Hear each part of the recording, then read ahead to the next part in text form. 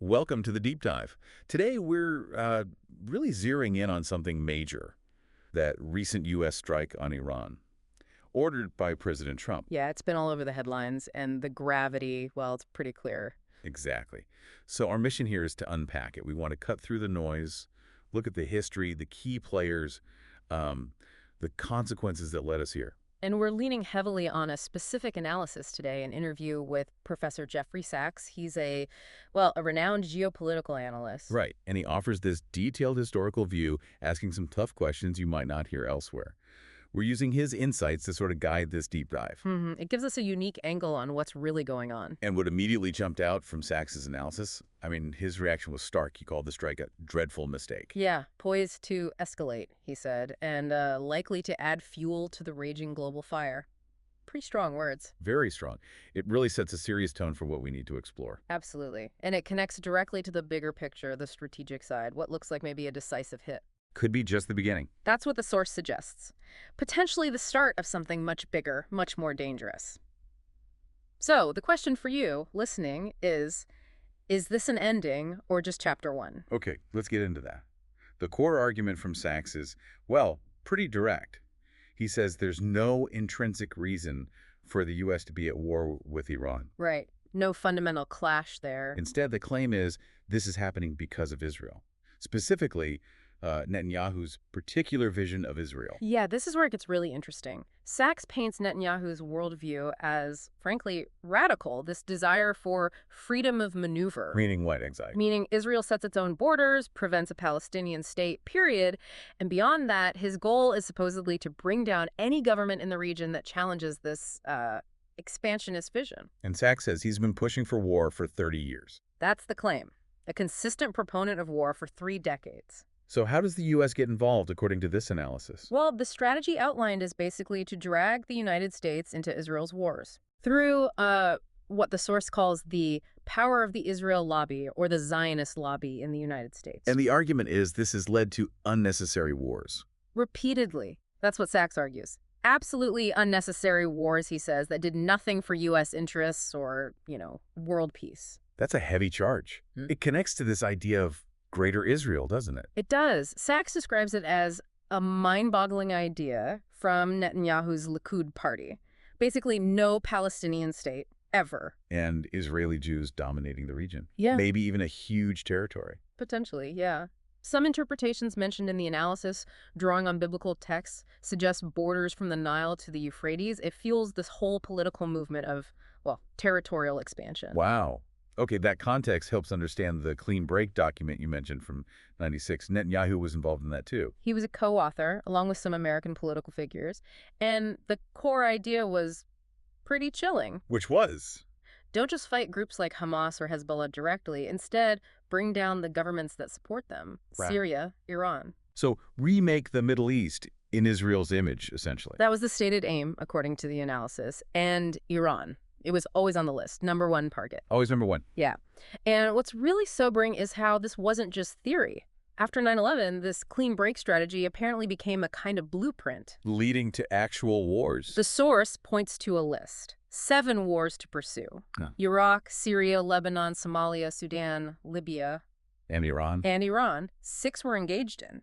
The 7th, Iran, just started, according to this view. Well, it's quite a list. It really paints a picture of a decades-long strategy shaping U.S. policy. It does. It suggests a consistent path, not just random events. So where does someone like President Trump fit into this? He ran as the peaceful president, right? Didn't he criticize Obama over potentially warring with Iran? He absolutely did. There's that 2013 tweet. It seems like a complete contradiction. What changed? Or did it? Well, this brings us to that striking quote from Putin back in 2017. Remember that? Vaguely, remind me. He said, U.S. presidents come in with ideas, but then these men in dark suits and briefcases with blue ties. The so-called deep state. CIA, Pentagon contractors. Exactly. They explain to them the reality and those initial ideas. They often just fade away. It points to this continuity in foreign policy, deeper than just the president. So it's less about the individual president's initial intent and more about this underlying structure. That's the argument. Decades of consistent policy direction. So when Trump ordered this strike, what was his thinking, according to Sachs? His statements seemed quite confident. Job's all done. Peace in capital letters. Sachs called those statements fatuous, just completely missing the mark. Fatuous, strong word. Yeah. The analysis suggests Trump genuinely thinks he ended a war with a quick bombing run. But he actually started a bigger one. That's the fear, that he's kicked off something much broader. Sachs talks about stupidity compounding on this underlying deep state reality. Is it specific to Trump's stupidity or just how any leader might react in that system? It sounds more like a general phenomenon, maybe amplified in Trump's case, a sort of self-delusion leaders can fall into within that structure. And the immediate results seem to counter that job done idea, right? Definitely. The source points out Iran launched missiles into Tel Aviv pretty quickly. Houthi attacks on Israel, too. That doesn't exactly scream job done. And what about the effectiveness of the strike itself on the nuclear facility? Well, there were claims it was completely destroyed. But other reports, mentioned in the analysis, suggest maybe the bombs just hit the entrance. A nothing burger, as some called it. Yeah, and that maybe the nuclear material was moved ages ago anyway.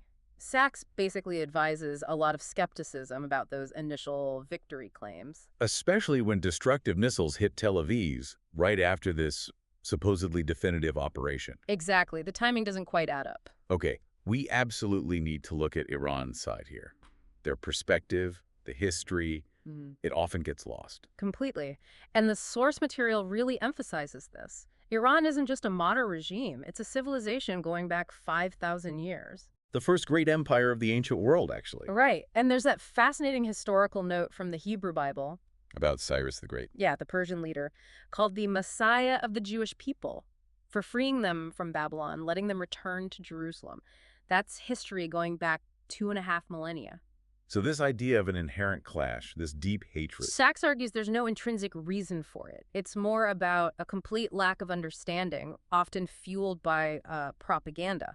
And modern tensions have specific roots. Oh, yes. The analysis points straight to 1953, the overthrow of Mossadegh. The Iranian prime minister who said, "The oil under our sand is ours." Exactly. Overthrown by the UK and US. That led to the Shah's police state, which bred a lot of resentment. Which then fueled the 1979 revolution. It did. And then the US took in the ailing Shah, leading to the embassy hostage crisis. And suddenly Iran is framed as this mortal enemy. Right. Without much effort, the source argues, to understand why the revolution happened or Iran's view of things, it just created this narrative.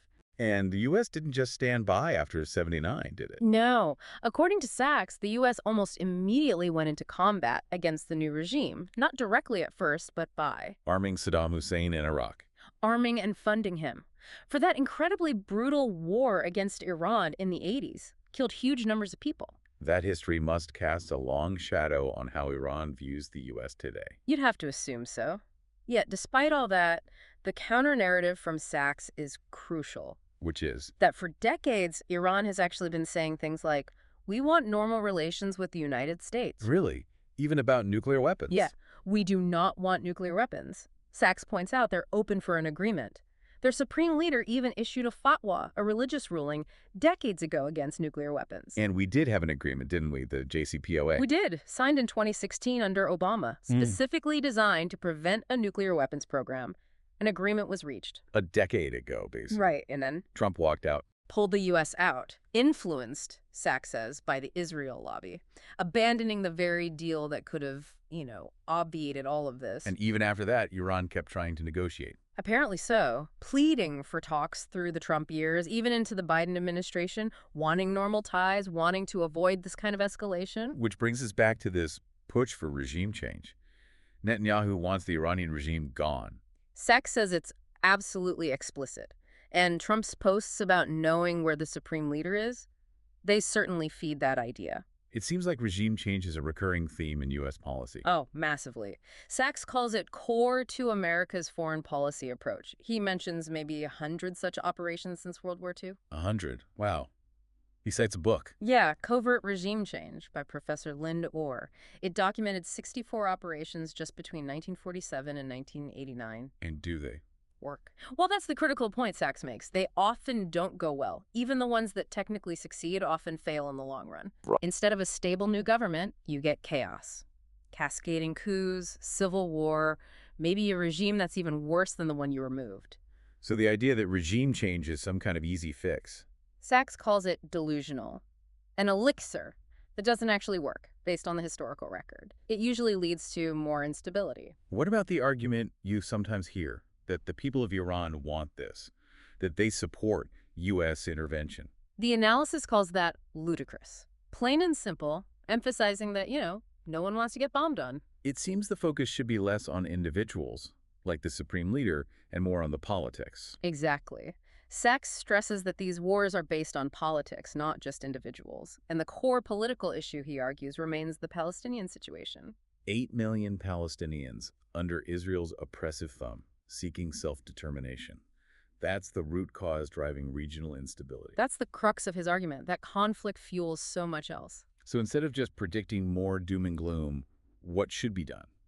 What's the alternative path? Well, the analysis proposes a clear answer. End the perpetual wars that have marked Netanyahu's era by tackling the core issue head-on, a two-state solution, Palestine and Israel.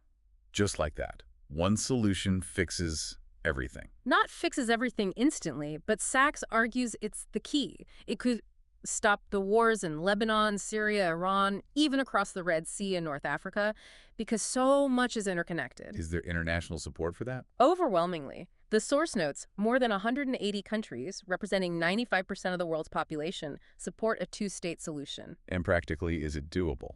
Sachs describes the path as straightforward to do, practical, even not complicated. But hang on, there's the nuclear issue, too. This escalation is happening in a world full of nukes. A huge danger. And Iran has allies with nuclear weapons. North Korea, Pakistan are mentioned. So the idea that bombing a few sites stops nuclear escalation? It's called stupid in the analysis, because conflict itself pushes everyone closer to nuclear war. The real solution isn't bombing, it's making peace, moving towards disarmament.